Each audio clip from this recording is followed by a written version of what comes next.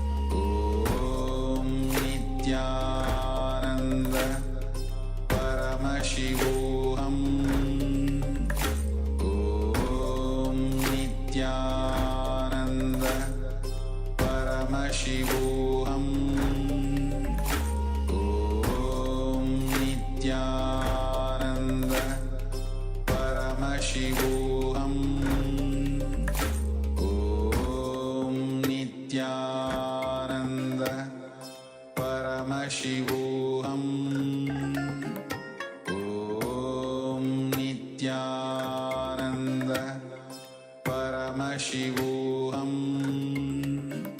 Om Nityananda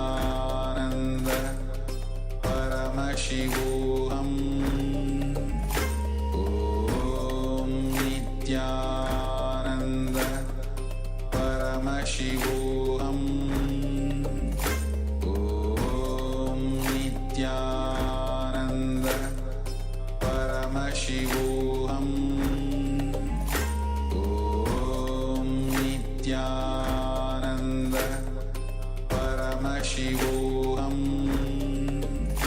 Om Nityananda Paramashivoham.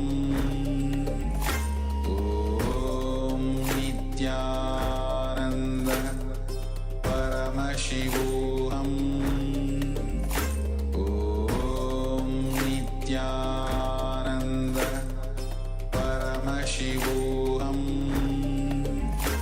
Om Nityananda Paramashivoham. Om Nityananda Paramashivoham. Om Nityananda Paramashivoham.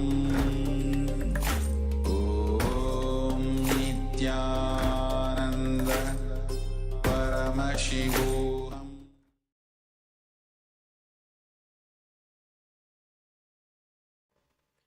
All right. So you can now all start sharing whatever you have seen.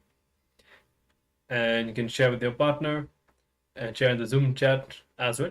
And if you have manifested for yourself, please do share with us what was the question and the answer or the problem and solution that we have seen through the third eye. You can take a few moments to share the results of your power manifestation now.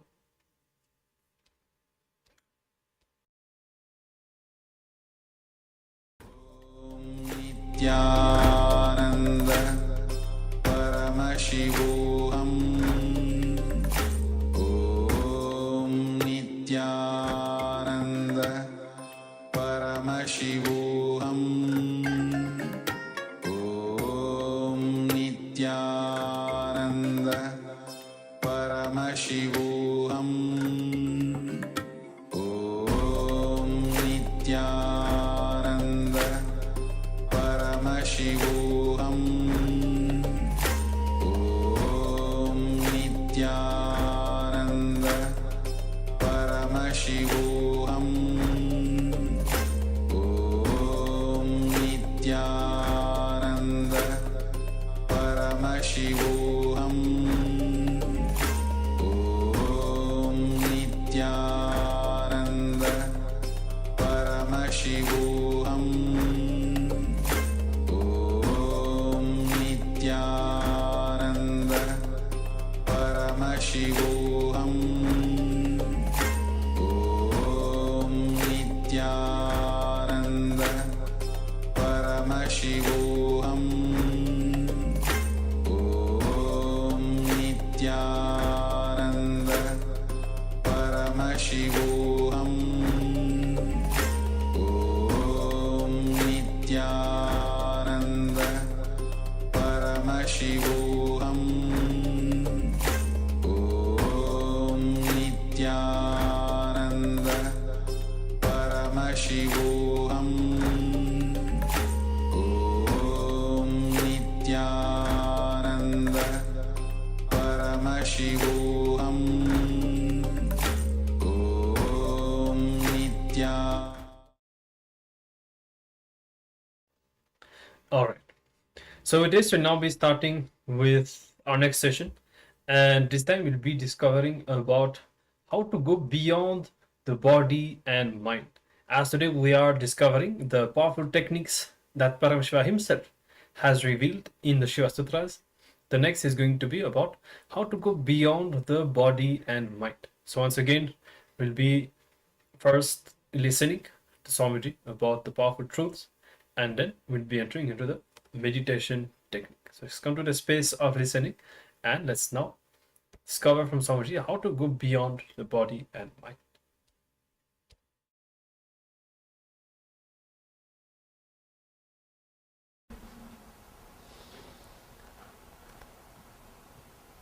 Your breath moves in only a circular way. It is not parallel line as you think. Because it goes in a straight way, you think it's a parallel line. It's not parallel. It takes a turn. Parallel lines never meet. Your breathing and mind both are very closely associated. As I was telling you yesterday, the prana and mana, prana sarira and mana sarira are very closely connected to each other. If the prana becomes slow, the number of thoughts per second also reduces. Along with the length, breadth, depth of the prana, thoughts per second also reduces. Please understand. The length, breadth, depth of the prana or the breathing is directly related to the number of thoughts which you are having. If for example here, if the prana is slowly coming down, slowly going into the inner space to take turn, this is the space in which it takes turn. It's an ingoing, incoming, outgoing.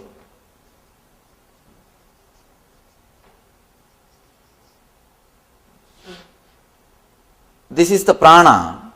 Along with that, mind also slowly slows down. Very slowly slows down. But the difficulty, you are afraid of losing your mind. You are afraid of losing your mind. That is why you never keep your awareness in this zone.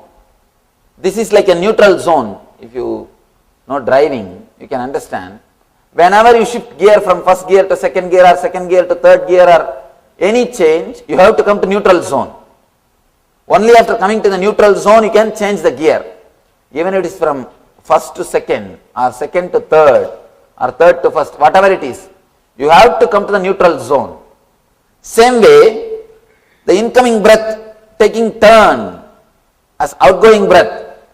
This turn, this zone is a neutral zone. This is neutral zone.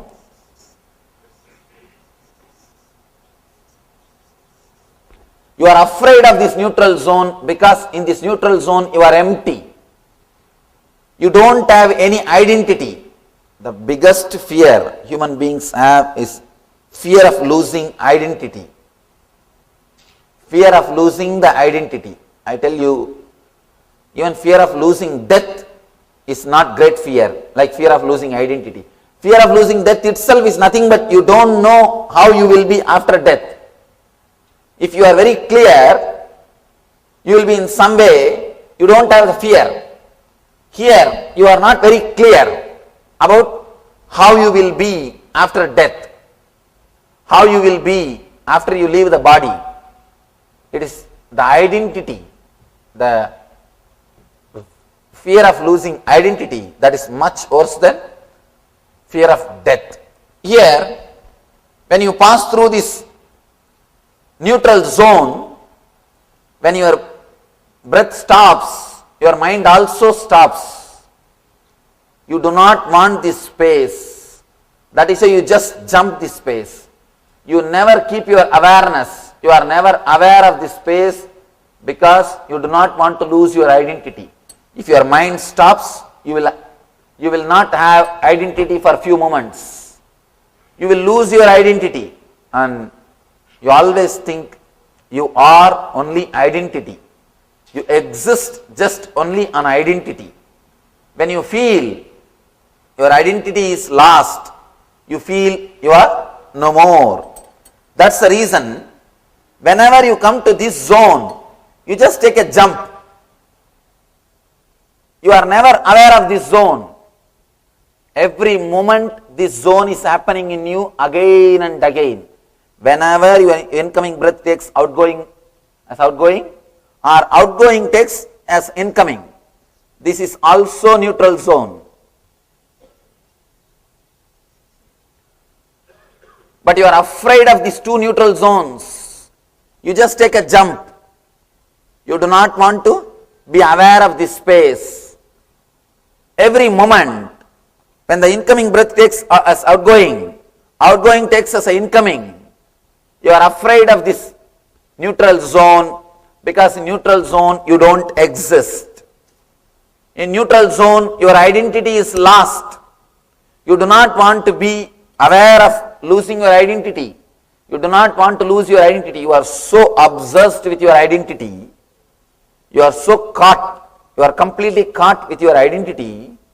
You do not want to even remain for a moment, even for a kshana. You do not want to be without your identity. Constantly you are protecting your identity. But the big problem is your identity is completely social. It is not existential. It is just comparative reality. It is not existential reality. Whatever you think as your identity, your money, relationship, your age, your sex, whatever you call as your identity, it is just societal and suicidal.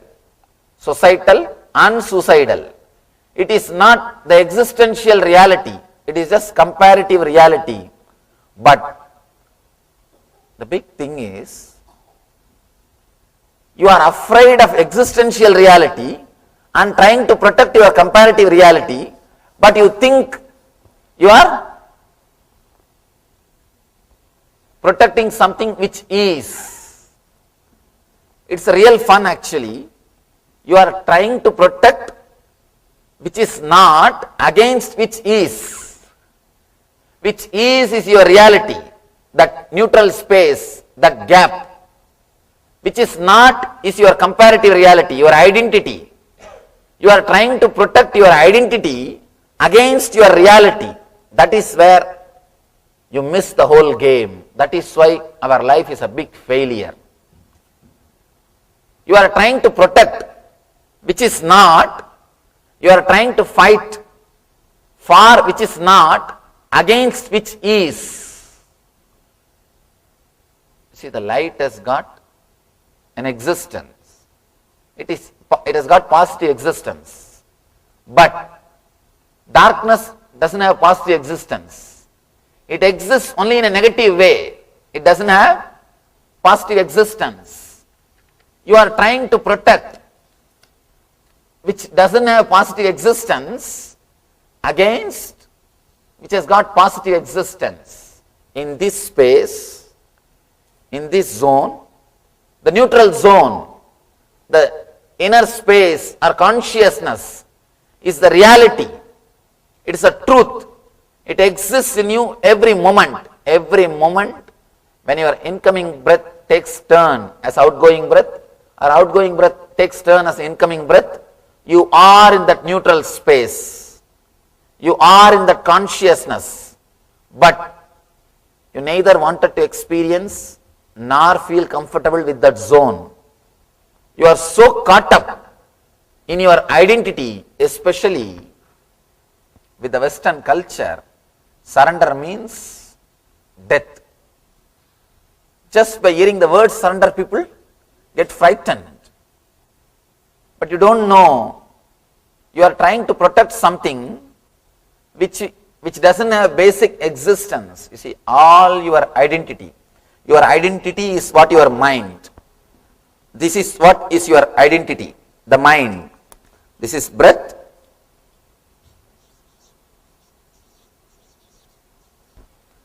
This is breath and it's mind. Mind is nothing but your identity.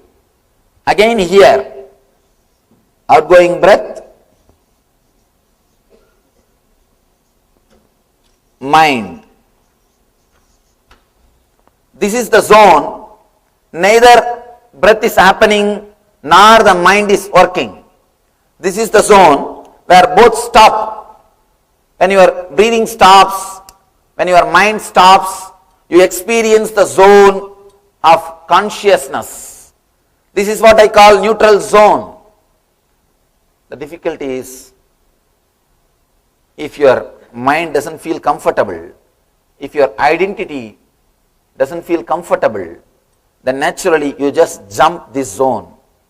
You do not want this zone in your life.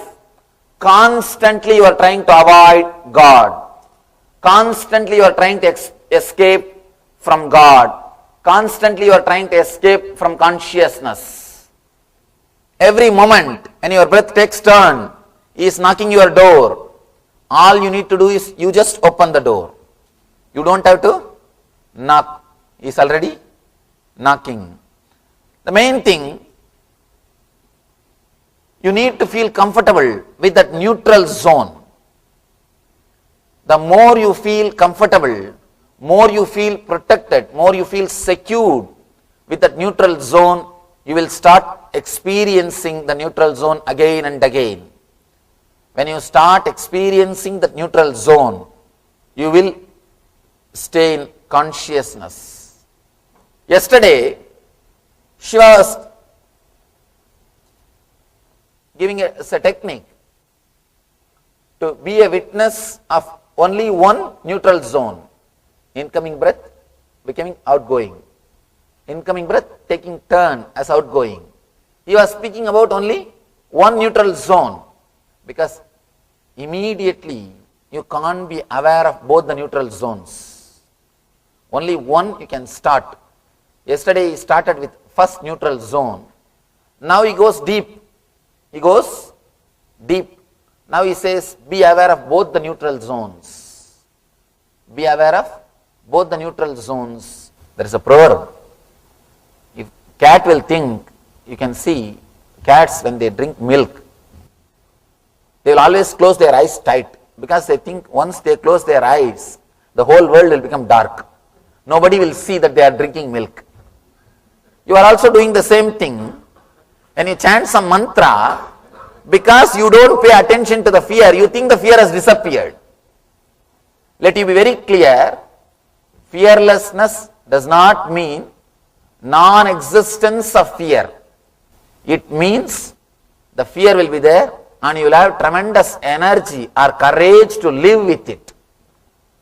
Who can flirt with the fear, the maximum fear, and the energy or the courage to live with it is what? Is the quality of Bhairava. Bhairava means, it is not that he doesn't have fear, he can flirt with fear. He is not affected by fear. One more thing, the very quality of life is fear. People come and ask me, Swamiji, I am always having the fear of unknown, what to do? I tell them, please be very clear, you are alive. There is a possibility of losing something, that is why you are afraid. If you don't have any possibility, you will never be afraid. You will never be afraid. That is why these barbarians, the barbaric societies, they are never afraid. You can see constantly these fellows going out and killing people. War, all wars. You can see people who are barbaric only win in the war. The big problem is people who are sensitive, respectful to the life, they don't feel like fighting.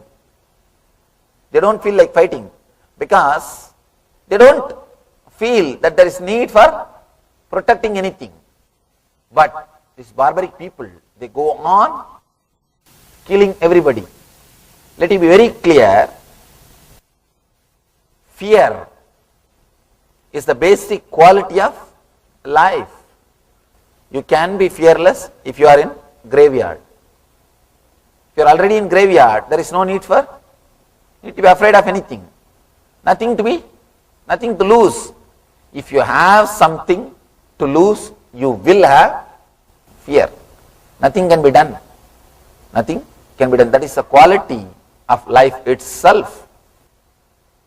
Here Shiva says, Bhairavi, O Bhairavi, means, oh, energy you can flirt with fear, who can have or go beyond.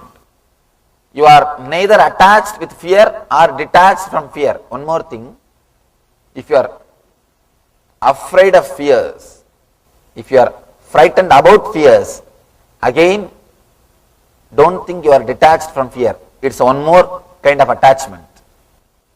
All detachment is one more kind of attachment. The negative way of attachment is detachment. If you are afraid of fear, if you are frightened about fear, again, you are in fear. Your consciousness will be moving around the fear. One thing, sometime if you are energetic, if the hormonal pressure in your body is high, you do things without intelligence, without thinking about the result. That is what you call as courage. Let it be very clear, whatever you think as courage is not courage. You do not think about consequences.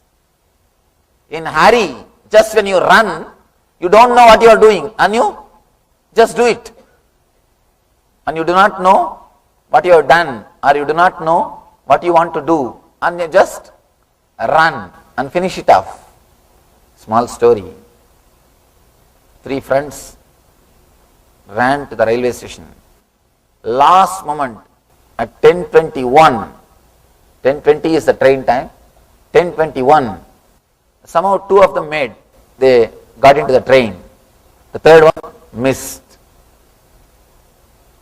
Station master came and petted, tried to console him. Don't worry, at least your friends have made it. Said, no, they came to see me off.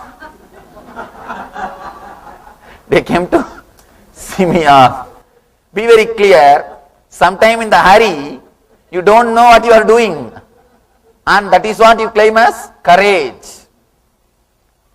When the hormonal pressure is little more than your intelligence or logic, you do something which you claim as courage. That's all.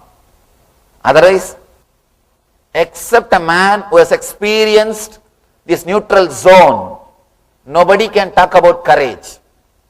The real courage is to let go your identity, which you think as you, to relax from the identity which you again and again associate as you, whether your money or your relationship, whatever you think as your power, whatever gives you the power as on now, the source for inspiration or the source for power is only the matter, your bank balance, your house, your relationships, your car, or whatever you think as yours.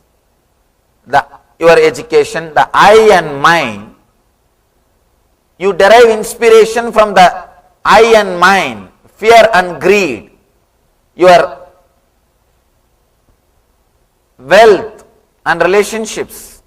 Let it be very clear, if you are deriving inspiration, if your fear and greed are your properties, your identity is the source of inspiration for you, means, let it be very clear, you are not too far away from depression. Because how long greed will be alive? How long fear will be alive? The greed will disappear the moment you have that product. Or if you understand that you can't have it, if you achieve or understand you can't have, both the time the greed will disappear. Then you don't have any source of inspiration. You don't have anything which makes you run. You don't have anything which brings you to life. Same way with fear. If your identity is based on society, be very clear, you are nothing more than a puppet. Big problem is, at least in puppet show, puppets are handled by one man. In your show, you are handled by thousands of people. Any single man can put you into depression. One word is enough. You are already in depression. If somebody asks, are you mad? You shout and prove you are mad. Somebody asks, are you mad? You shout and prove that, yes, I am. I always tell people, if you don't open your mouth, people may suspect you are a fool. If you open, you will confirm it.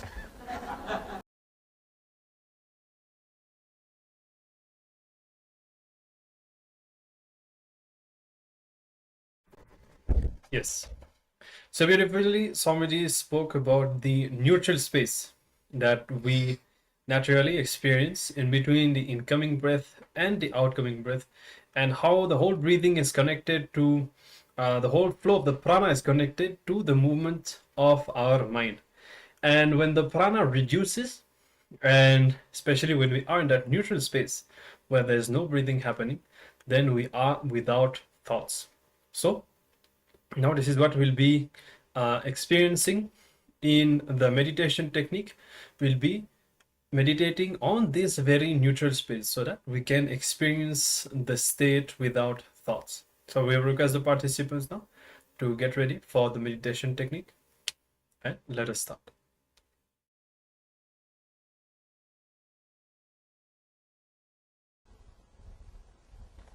I'll repeat the sutra once more. As breath turns from down to up, and again as breath curves from up to down, through both these turns, realize whenever the incoming breath takes a turn, as outgoing breath, it is. And whenever the outgoing breath takes turn, becomes the incoming breath, again you experience the neutral space. Be aware of these two neutral space. You will see, you will be able to feel very clearly the incoming breath awakens energy, the outgoing breath awakens intelligence.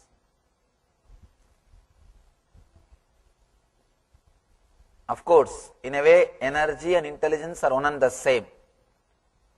Two sides of the same coin. To give you a little deeper explanation, energy, intelligence, love, bliss, all these things are one and the same. When the consciousness expresses through your head, it's intelligence. When it expresses through your heart, it is love. When it expresses through your being, it is energy. When it is there as it is, without moving, it is bliss. So all four are same phenomena, different names of same space. Now it is time, we'll work on the meditation technique. If you have intelligence without energy, it is curse, dangerous. Be very clear, it is curse. A small story. In a party, one guy goes near a lady and asks, "Please pardon me, but I am not able to resist noticing beautiful diamond in your finger. What is it?" She said, "Oh yes, you must have heard about this Culbertson diamond. It's very popular. But it comes with a curse." He asked, what curse? "Oh, that curse name is Mr. Culbertson." So, sometime, if you just get only intelligence or just get only energy, no intelligence, it is a curse. It's not a blessing. Anyhow, now let's enter into the meditation technique. Please be aware, yesterday you were conscious or witnessing only one gap, one neutral space. Now you are going to be aware. Now you are going to be witnessing both the neutral spaces. When breath turns from down to up and curves from up to down. I'll guide you step by step. First I'll guide you to be aware of only incoming breath. Next you will be aware of only outgoing breath. Third you will be aware of only one turn. Then fourth you will be aware of both the turns. Let's go step by step so that you will be able to completely touch the neutral space. You will feel completely comfortable with the neutral space. Decide very clearly, for next 10 minutes, I am dropping my identity. I'll feel comfortable without my identity. Be very clear. Your identity is the main reason why you take jump. Whenever you come near that neutral space, you do not relax into the neutral space. You just jump and go to the next step. You do not want the neutral space to last long. You do not want to be aware of that neutral space because you are afraid of losing your identity. It's a beautiful chance. God is knocking at your door. Please relax from your identity and experience the Shiva consciousness. And one more thing, tomorrow I am going to start the discourse at 7:30 itself. Tomorrow is the beautiful technique. Shiva is taking us step by step, deeper and deeper layers. Tomorrow is taking us to a different dimension, totally altogether different dimension. Tomorrow is the third sutra. My main message for this whole trip, be unclutched. Tomorrow I will be speaking on that main theme for this whole spring tour. The main theme is be unclutched. So, tomorrow is the sutra of being unclutched. So, tomorrow I may start at 7:30 and it may end, it may take some 3-4 hours. It is a beautiful sutra. I can say that is the essence of Shiva Sutra. Tomorrow what I am going to speak, tomorrow what the Shiva Sutra, what Shiva expressing is the essence. Of course, as I was telling, I can't edit a single sutra. In that, if I have to say essence, this message, be unclutched.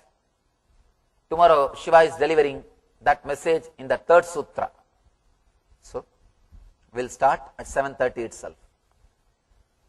Yes, please get ready. Sit straight. Please tie your eyes. If you don't have any cloth, at least close your eyes tightly so that this light doesn't disturb your meditation.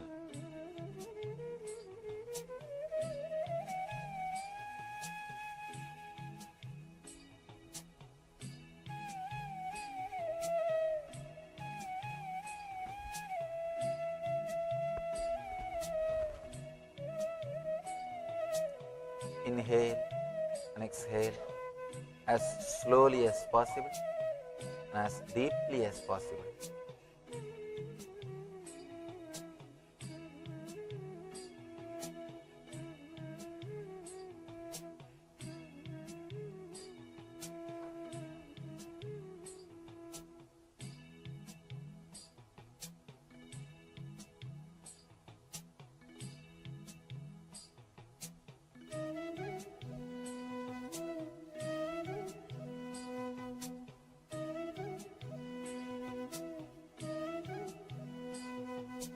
Decide consciously.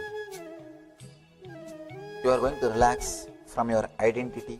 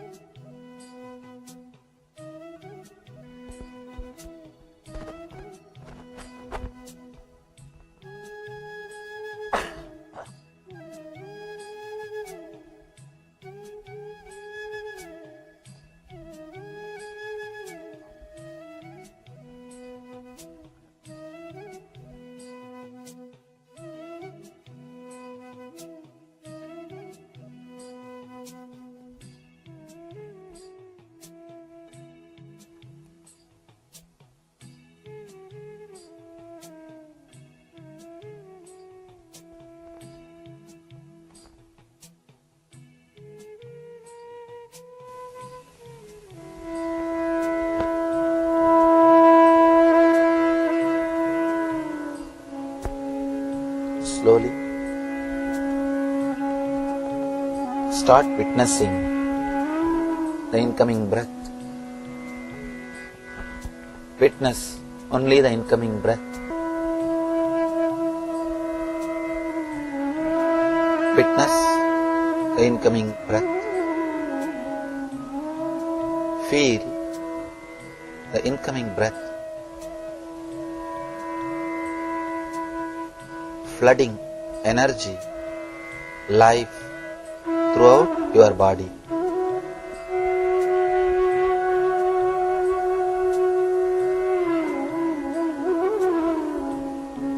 Feel clearly, deeply.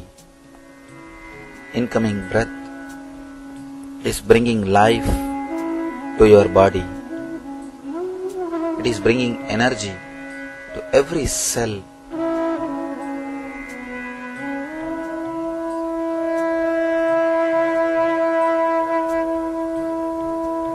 Every cell of your body is becoming alive when incoming breath happens. When you are breathing in, feel every cell of your body becomes alive when you are breathing in. Witness and observe only breathing in.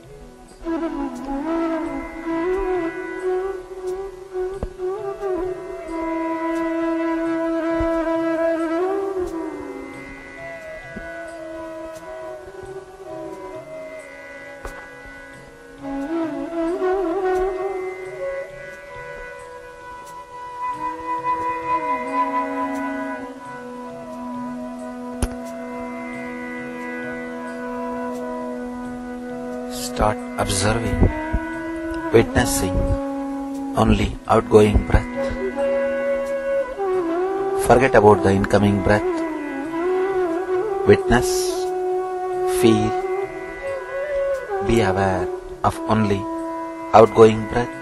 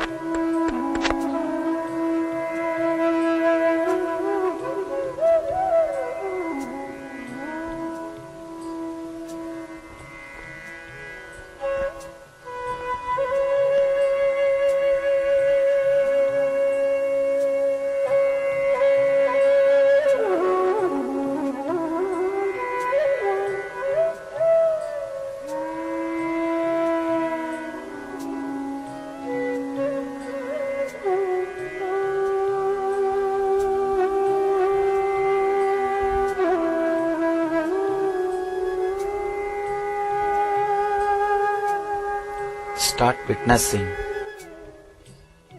when the incoming breath turning into outgoing breath. Witness only one neutral space of incoming breath turning into outgoing breath. Forget about everything else. Just be witness. Be aware of incoming breath turning into outgoing breath. Be aware of that one gap, one neutral space. Just be aware of that one neutral space. Witness only that one neutral space.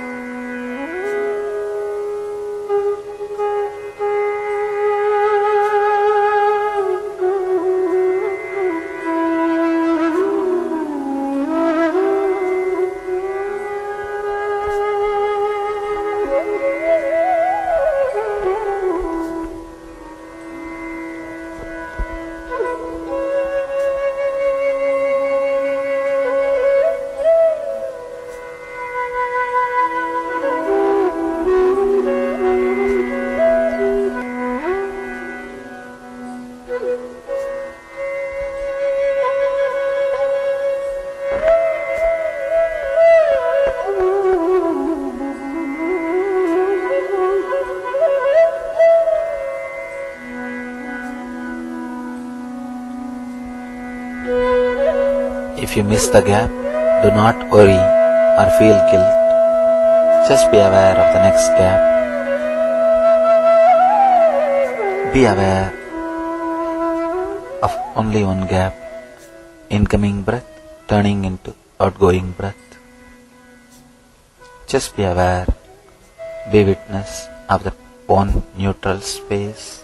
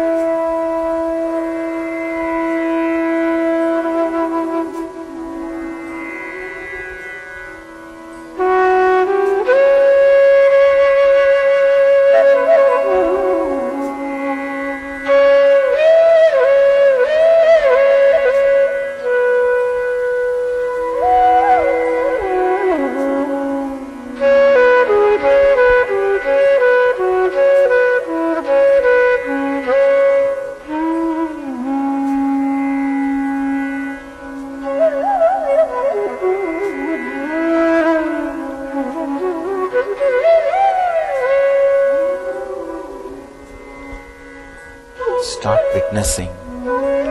Be aware of both the gaps. Incoming breath becoming outgoing breath. Outgoing breath becoming incoming breath. As breath turns from down to up, and again as breath curves from up to down. Be aware. Start witnessing both the neutral space, both gaps.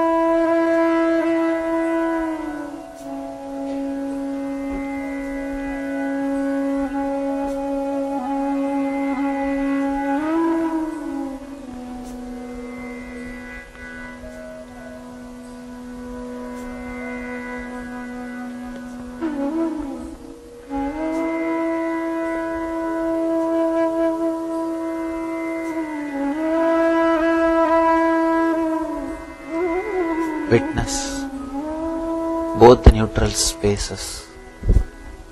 Witness as breath turns from down to up. Again, breath curves from up to down. Be aware. Be completely relaxed through both these turns. Feel clearly you are flooded with energy and understanding. You are flooded with energy and intelligence. You are in bliss, eternal bliss.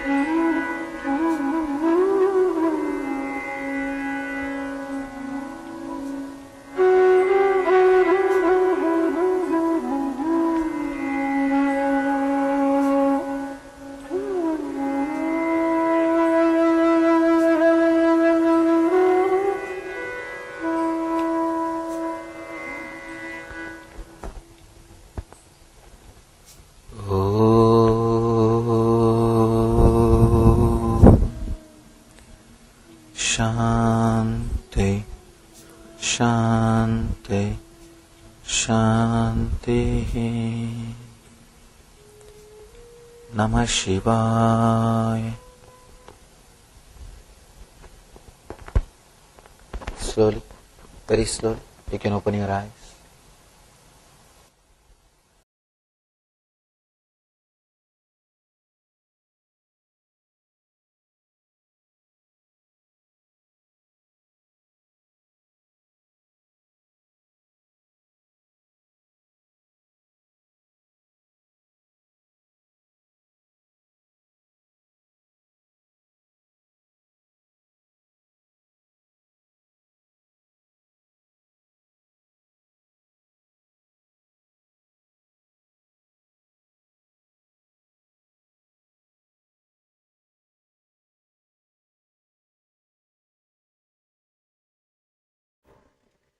All right. So I hope that you are able to follow along this meditation guided by Swamiji, experiencing the neutral space. And remember, the movement of the prana is directly connected to the movement of your mind. Whenever you want to calm your mind, reduce the thoughts, focus on this neutral space in between two breaths, and you'll immediately connect with the space of unclutching, where you are having almost no thoughts, very less thoughts per second. So with this, let's enter into the power manifestation. One more round of the power of third eye solution. Once again, downloading solution to any question, or answers to any question, or solutions to any problems just through the third eye. And this time we can manifest this power for ourselves, our own questions or our own problems. So we request the participants to take a few moments to pen down what question or problem you'd like to download the answer or the solution for. So now let's begin the manifestation. All of you can now start pairing up.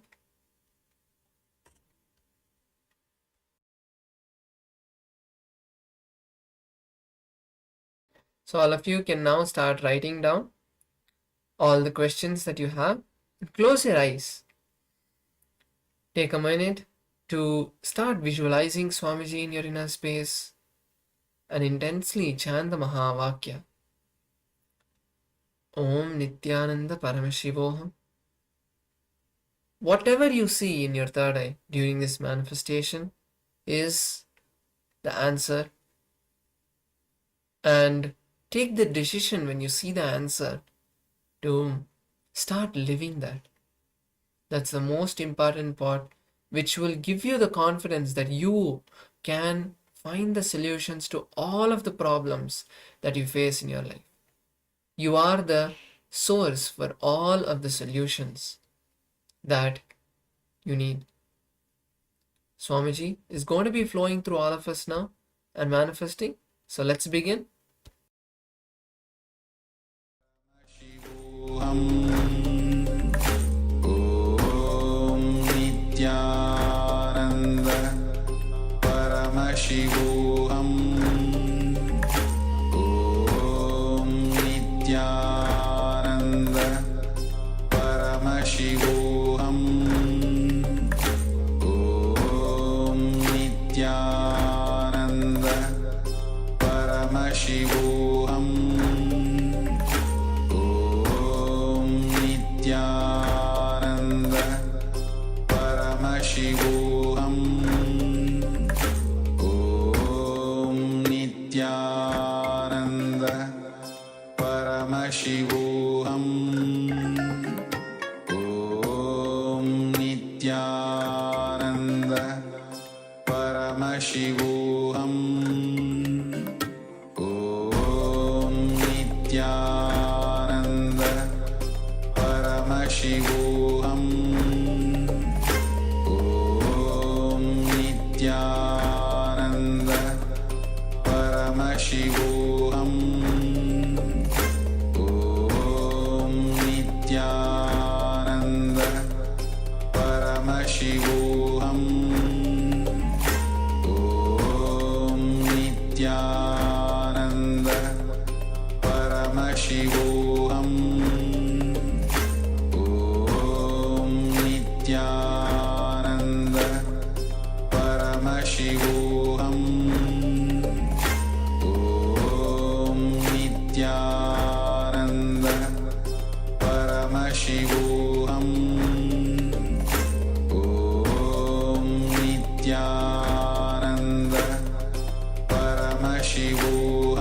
Paramashivoham.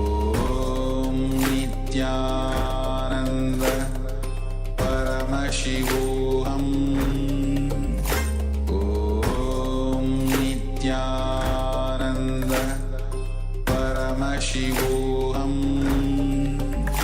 Om Nityananda Paramashivoham. Om Nityananda Paramashivoham. Om Nityananda Paramashivoham. Om Nityananda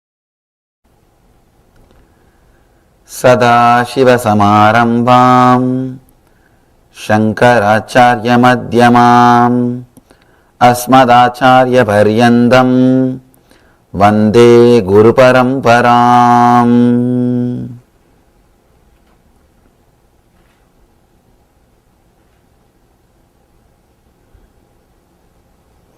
I welcome you all with my love and respects.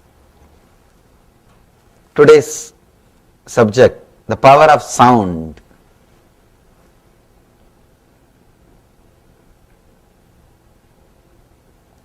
All the spiritual masters, enlightened beings, all spiritual traditions, all religions, all mystics understood,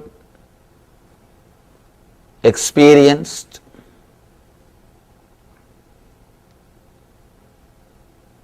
the power of sound.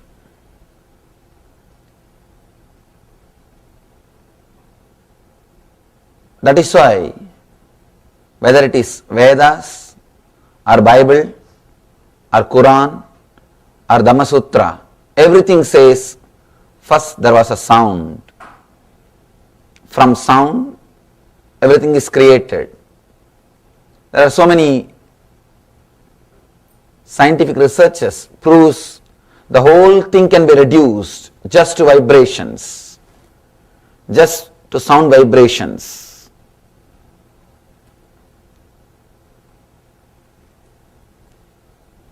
Vedic seers, Vedic masters declare the whole universe is nothing but nada, sound. That's why they say nada brahmam. The whole entire universe, existence, cosmos is nothing but the vibration, sound. Today, we will explore a technique by Mahadeva, Anandeshwara, to experience enlightenment through sound. Mahadeva is giving a technique. The book which I am going to speak now, the book from which the sutra is taken, is 10,000 years old, attributed to Shiva, Mahadeva. Traditionally we believe that Shiva gave this book to Devi. His teachings to Devi is recorded, and that is Shiva Sutras. Sometimes people ask me, how do we know it is given only by Shiva? How do we know these sutras are delivered by Shiva? I tell them, if you see the sutras, if you read the verses, anybody who has got this much knowledge, depth about the mind and the being must be Shiva. He must have experienced Shiva consciousness. Understand, Shiva or Buddha is not just a person, it's a state of a being. Anybody who achieves that state will be called as Buddha.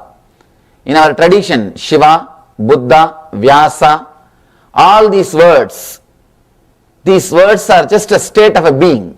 Still now, the disciples of Shankara is called Shankaracharyas. That is why we use two words, Adi Shankaracharya and Present Shankaracharyas. Anybody who represents is called with the same name. It's like a title. So, anybody who has experienced, anybody who has got knowledge to this level, to this depth, he is Shiva, no doubt about it. He has experienced the truth. The way in which he expresses, with that we can very clearly understand whether he knows or he has just read. We can be sure this book is not from a person who read and acquired knowledge. This book is from a person who has experienced, because he is giving solutions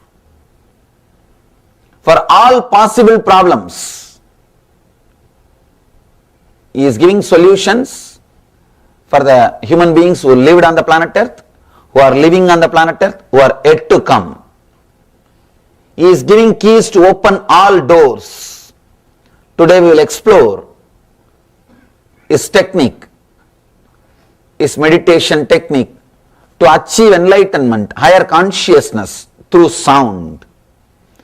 Almost all the enlightened traditions, all the enlightened masters and the traditions created by them have worked on the sound. Sound is one of the important methods to awaken the higher consciousness in you. In the East, language is not used just to convey a particular meaning, a logical concept. The language is used for transmitting vibrations also. That is why we call Sanskrit. The word Sanskrit means refined, purified. The Sanskrit is not just linguistic, it has got phonetic importance also. Sanskrit is not the language just to convey a logical concepts, few words, few ideas which you think. It has got phonetic importance also. That is the reason no Veda mantra can be altered. Sometimes you may feel if you use some other word, the meaning will be more sharper, more clear, but you can't change the word. Even if you think, I think this word can express the truth in a much better way. I think this word can take us to more deeper level. Even if you think that way, you can't change the word. The Vedas, the Sanskrit verses are repeated same way. The other day I was reading a research report about so many different scriptures. The researcher says the less corrupted book on the planet Earth is Vedic scriptures. Less corrupted. Just because our devotion to that literature, with no printing media, with no other preservation system, except listening, except listening and repeating, there is no other preservation method for last 10,000 years, at least 10,000 years. The Vedic books, truths have been preserved without corruption. Even if some masters write commentary, they will say very clearly, this is mantra, this is my commentary. See, people who write commentaries, their charisma is so, they are so charismatic, so impressive. If they just alter few words, nobody will oppose. Nobody will oppose. But no master dare to do that. That's the greatness of our masters. They have done text torturing. They have interpreted in their own way. But nobody had the courage to touch the original sutras. Whether it is Shankara or Ramanuja, Madhva or Bhamati, any Vachaspati Mishra or Atmananda, you can name thousands of masters. One more important thing, each one of them are expressing their own ideology. Commentaries are given just to convince people that what I am saying is supported by these great masters. Understand?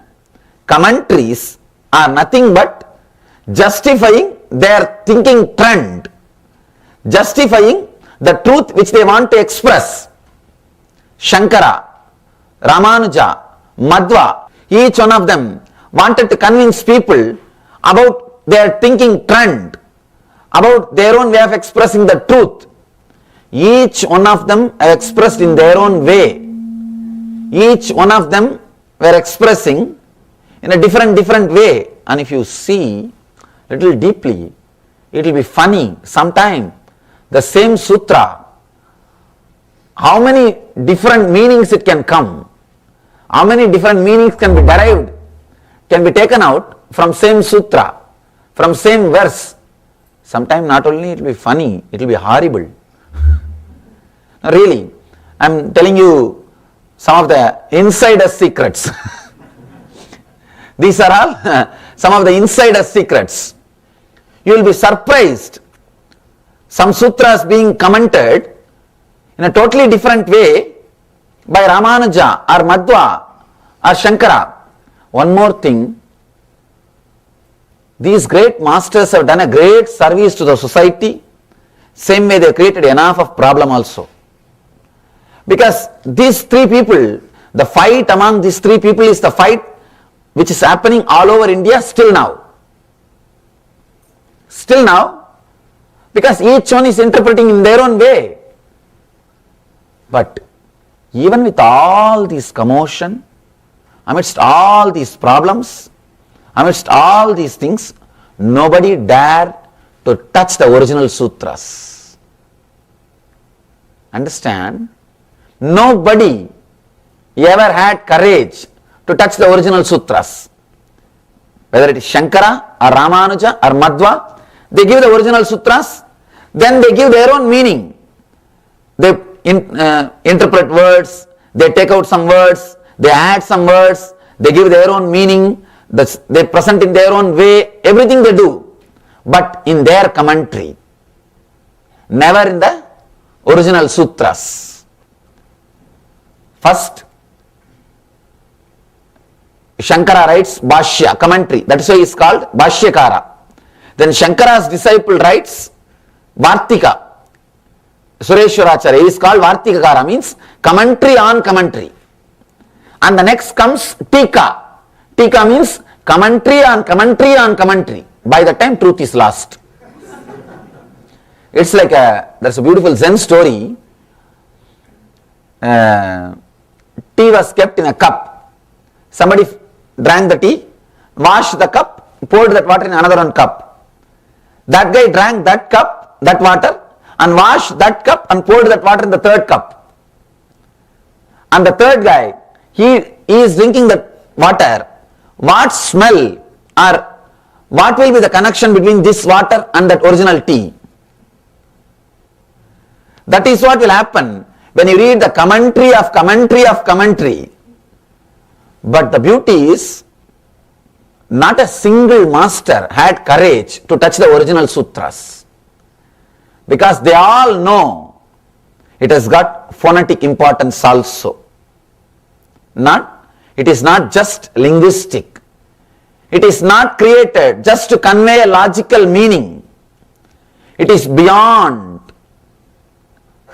See, if a language is created just to convey a concept, you can develop, you can change the words, you can use better expressions in course of time, you can remove some words, add some words. But the Vedic scriptures are not just created to express a concept, to express an idea, to express a logical sentence. It is created to transmit vibrations also, because our seers, our masters know the power of sound. They know the power of sound. It was never altered.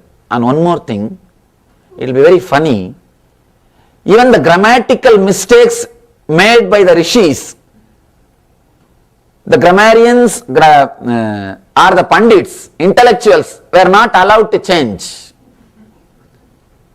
See, if an enlightened being, when he speaks, he may make some grammatical mistakes. Pandits are not allowed to change that. Naturally, the disciples will be pandits. It's a trend from day one. High intellectuals will be disciples. The fellow who is innocent, who doesn't know the language, who is not a big orator, he will be the master.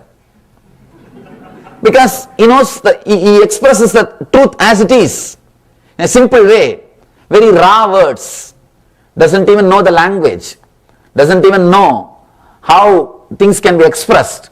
That's away from the time immemorial. That's the way the life was.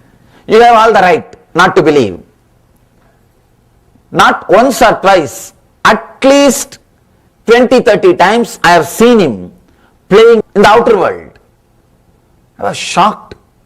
Just one sound, as if a stone is thrown, aimed at the bird and thrown. Just that bird dropped that fish and fell and died. As if a stone has hit that bird. I was shocked. It is too much. Same way, once I brought coconuts from temple. Usually in temples, they will break coconuts for worship. And these young boys, their only work is go and collect that and bring it. I used to run for that coconut. They will break in front of the temple. So I brought little coconut for him to eat. He is a poor eater. He eats maybe once in 3-4 days. Once in 3-4 days he will eat something. So I collected some coconut and brought. He wants to break that coconut and make it more smaller pieces so that he can eat. I tried to find some stones here and there. I was not able to get any stone. The stones were too big. He just took the coconut in the hand and made a sound as if it was hit by a hammer. Just a hammer sound. Understand? He took the coconut in the hand, through the tongue. He looked into the coconut, made a sound through the tongue, like a tuck. And the sound was so strong, the vibration was so strong, the coconut broke into pieces. Just pieces. Again, I'm sorry. It's too much, I know. It's too much.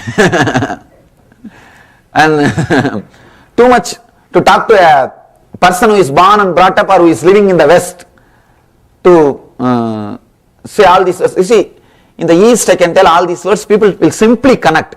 Because in every village there will be somebody. Every village will have one healer.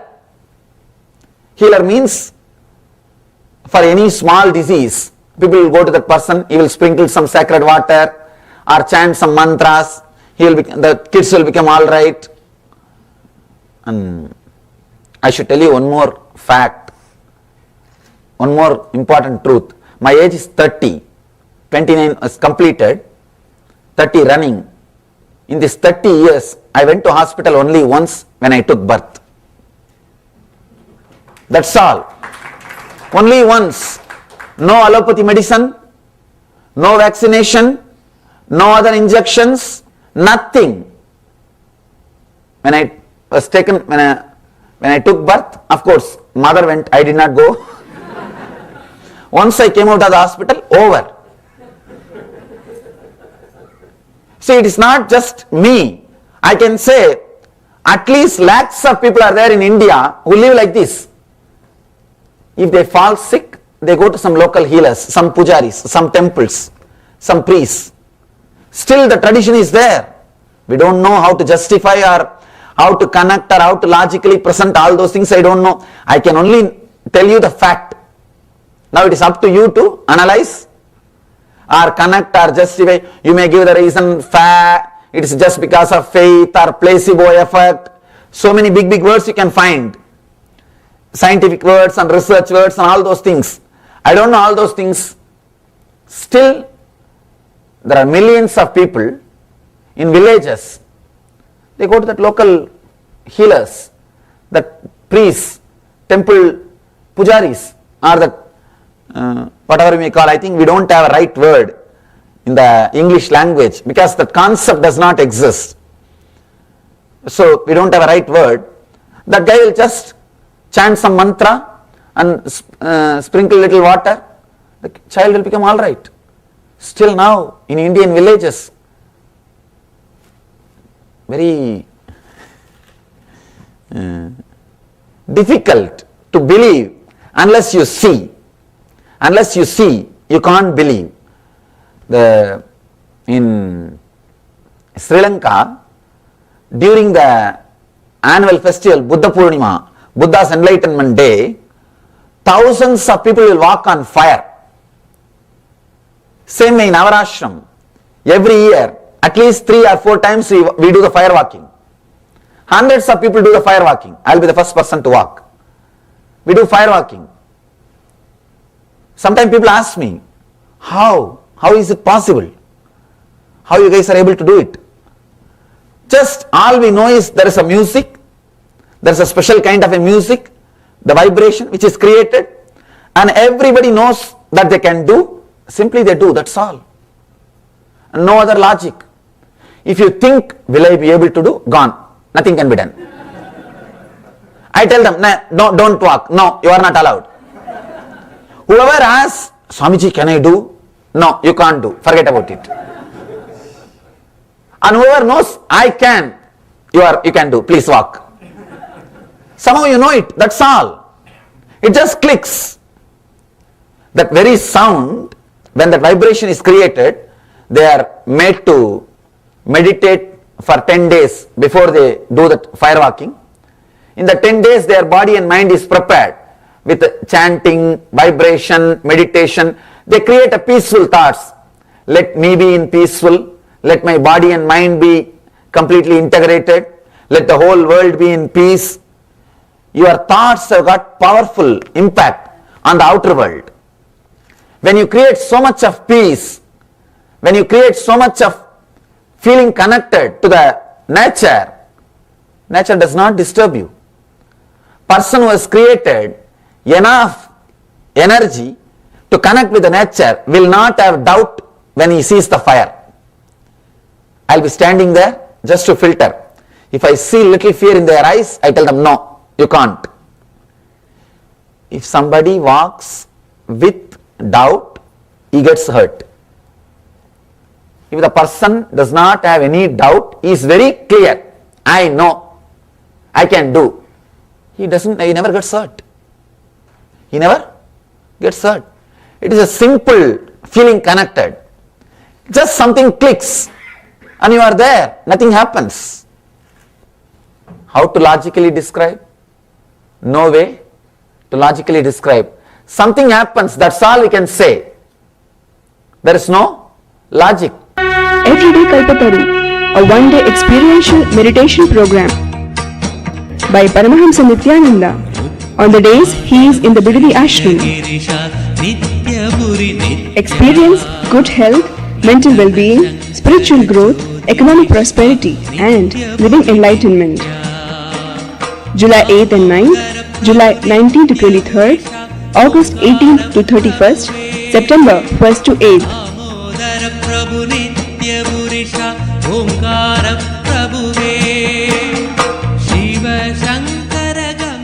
Contact 97422-03311 or 080-2720-2084.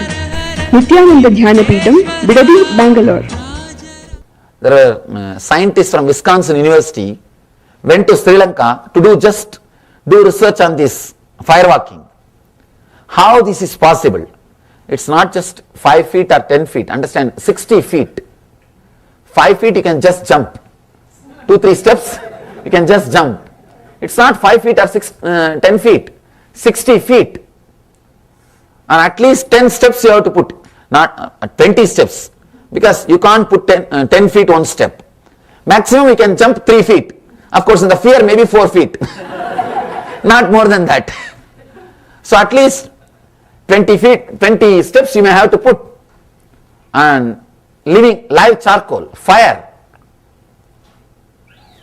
Very strange thing. People are able to manage. And nobody gets burnt or and even clothes. Even the cloth which they wear. It's very surprising. Anyhow, but the scientists were not able to give any logical reason why it is happening. Because the scientists, they tried, they got hurt. They got burnt. They also tried, but they got burnt. You can't say, they were not able to give some clear idea why the Buddhist monks were able to walk and why the ordinary person, normal people are not able to do. They did all possible researches, the blood checkup or whatever they can do. Beyond body, there is something. Beyond the body, there is something which comes to play in that space. That's what we call power of sound, power of vibration. There's a particular music. And people even who walk on the fire, they can walk only when the music is created, when the vibration is created. Means your body and mind can be elevated, can be transported to a different plane of consciousness, different plane of existence by sound. Understand? The same person can't walk without that sound, without that vibration, without that mantras, without that chanting. But that chanting, he is able to walk. He is able to successfully do the ritual. He is able to go through. So, power of sound, the power of vibration, sound or vibration can transport you, can lift your body and mind to a different level of consciousness, to a different plane of existence. There are a few more incidents I can say which happened with this Raghupati Yogi, the great yogi. If he creates a sound like a dog, just small 2-3 sound, small, just like a small tuck tuck, he will create a sound. And I have seen 20-30 dogs that all over the area will come towards him. Whenever people bring food for him, he will eat little bit and throw everything else to the street dogs and all the animals which is living there. He will just create one sound. Usually if you call, the dog won't come. It will be afraid to come. It will be afraid to come. And you can drive the dog out, but you can't call it. Driving is possible, you can throw stones or shout, it will run away. You can't call. But I have seen, you will create a small sound, the dog will, all the dogs will run. And not only that, sometime I have seen, he will create a small sound, snakes will come. Just sound, few small sounds.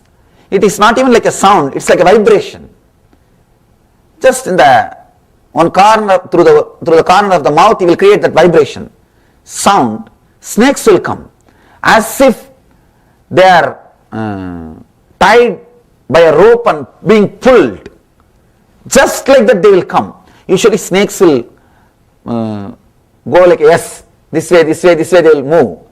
But when he creates a vibration, I have seen snakes will come straight as if a rope or thread is tied and it is pulled straight. And not only the snakes or anything, same way the fruits from the tree, I have seen with my own eyes. If we are sitting in a tree, under a mango tree, especially with the mango tree and coconut tree, I have seen it with my own eyes. If we ask, Master, just get some mangoes, all you need to do is create a sound like a stone. Simply mango will fall. Simply mango will fall. You will just create a sound through the mouth, as if a stone is being thrown. Tuck, the mango will fall. Not only mango, even coconut. And breaking coconut also he knows. Just take it in the hand and create a sound. It looks very strange. Actually, I asked him once, how this is possible, Master? How can you do this? Can we break the stone? I asked him, you know how to break coconut. Can we break the stone? Because I thought maybe in the hand he is pressing the coconut.